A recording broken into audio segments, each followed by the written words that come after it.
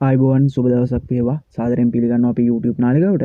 ඉතින් 2026 අප්‍රේල් මාසේ අවුරුදු සීසන් එකත් එක්ක සෑම අවුරුද්දකම වගේ අස්පසුම් මුදල් සාමාන්‍යයෙන් අප්‍රේල් 14 15ට කලින් ලැබුණා. මිනිසුන්ට සල්ලි ගන්න ඕන නිසා මං හිතන්නේ ගිය අවුරුද්දේ හරි එක අවුරුද්දක පොඩි වෙනස් වීමක් සිද්ධ වෙලා මුදල් ලබා ගන්න බැරි වුණා. මං හිතන්නේ මේ අවුරුද්දේ ඒ දේ වෙන්නේ නැති වෙයි. ඔයාලගේ මුදල් ටික අවුරුද්දේ 14ට කලින් අවුරුදු වලට කලින් අනිවාර්යෙන්ම ලැබෙයි. ඉතින් එහෙම ලැබෙනවා නම් ලැබෙන හරිම දිනේ මං කියන්නම්. ඊට අමතරව මේ දැනුවත් කිරීම කරන්න ඕන. ඔයාලා දන්නවා මේ 28ට කලින් මාර්තු 28ට කලින් අස්වසුම තොරතුරු යාවත්කාලීන කිරීම සඳහා නිලධාරියා වර්ග නිවසට පැමිණෙයි. ඉතින් ඒ නිසා ඒ සම්බන්ධයෙන් ඩොකියුමන්ට්ස් ටික ලෑස්ති කරගෙන ඉන්නේ සම්බන්ධයෙන් වීඩියෝ එකක් දැම්මා.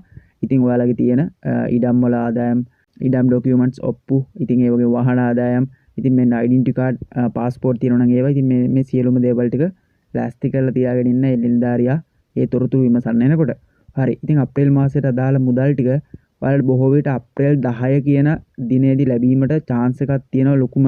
මොකද එදා සිකුරාදා දිනයක් තියෙන්නේ. ඉතින් මේ විදිහට සිකුරාදා මුදල් ලැබුණේ නැත්තම් යම් කිසි හේකින් ආයෙ ඔයාලට 13 තමයි සෙට් වෙන්නේ.